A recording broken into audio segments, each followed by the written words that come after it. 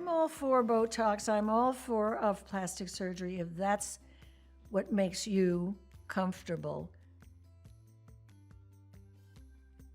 I worry that people who overdo it are afraid of aging, therefore are trying to solve their problems but you know, your hands are always going to give you away, dear.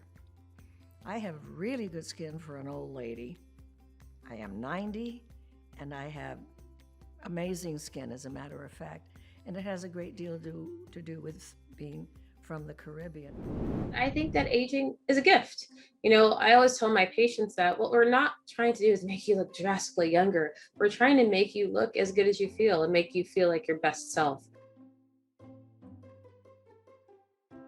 So I don't approach aging as a disease. I think to become older each year is a gift. And I think we should treat it and honor it in that way, and try to be our healthiest inside and outside. There's always an argument of people saying, I want to age gracefully. But what is that?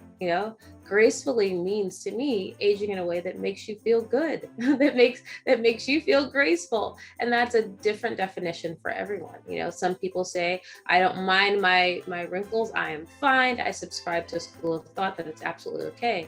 And some don't. But what's most important is that they are not receiving that solely from outside pressure, that it's a decision that they made on their own.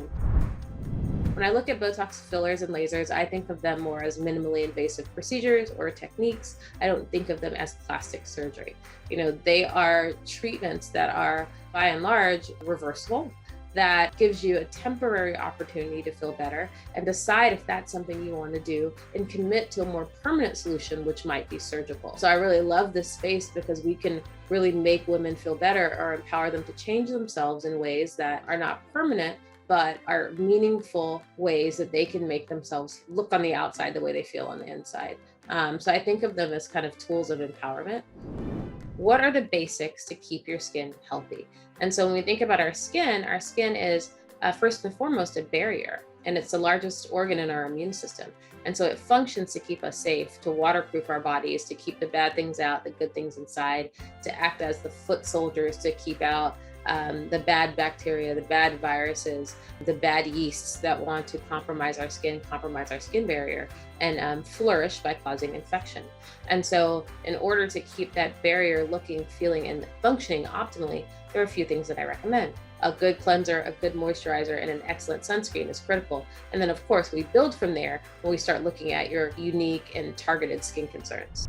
If we learn to see ourselves the way we might look at, our mother, a sister, a best friend, just to see our face as a face, no matter what we decide to do with it, we're going to feel better about our face because we see our face for what it is rather than something to be manipulated in order to please someone else.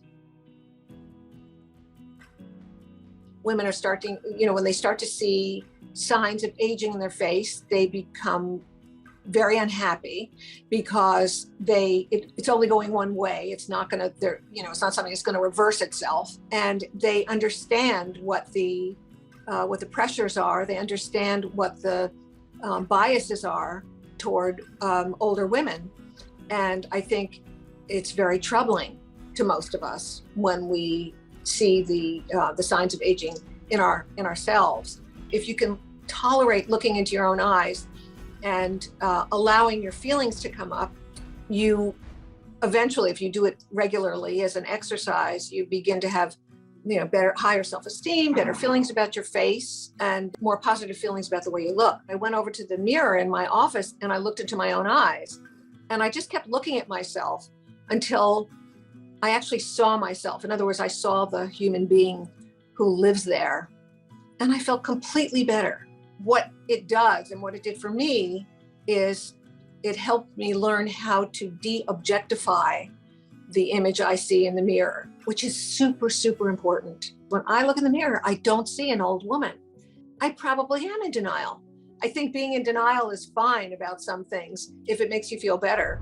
Botox, filler, liposuction, plastic surgery. Are you guys team yay, team nay, and why or why not?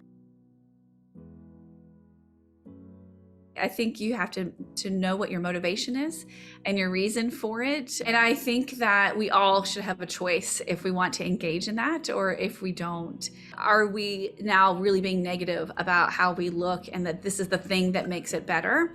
Or is it something that is more positive and just affirming and makes things feel better for a while? I want to caution them that it can be addictive, and addictive behavior is very difficult to recognize in its early stages. Well, maybe I need a little more filler. Maybe the Botox needs to be done sooner. So I really believe in anticipatory guidance about that there is a place. Let's make sure that it's giving you the reward you want, but be aware of slipping down a slope with going too far. I have to say, I'm team yes. I can't lie. Botox, filler, whatever people want to do. I shouldn't say whatever. The truth of the matter is I feel the way you two about all the things that you said so insightfully. I just happen to go down the rabbit hole all too often on Instagram watching like videos on filler and Botox, and I am absolutely fascinated, and I don't have a problem with it. There's nothing wrong with aging. Nothing at all. I think it's beautiful. I think it's incredible. The whole idea of aging has become such a taboo topic. We have all of these products and all of these ways to age less. I think that we need to get more on board with how to age and how to be excited about aging, how to age gracefully as opposed to how to try and turn back the time. How incredible is it that we get to be aging?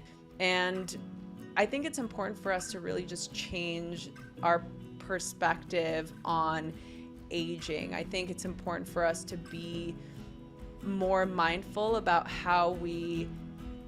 what does being ageless actually mean for us? Does being ageless mean I need to look like I'm 20? That's never gonna happen. And it's such an unhealthy way of looking at life.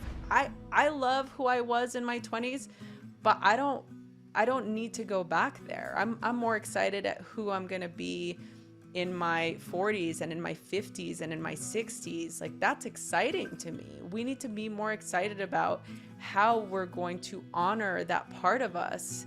Society has created this stigma around aging that it's like a bad thing. We need to reverse it. We need to not allow our gray hair to come out and to make all of the way we look. We need to look younger because this is what society is telling us to do, where I think looking and feeling good for yourself is the key to aging gracefully.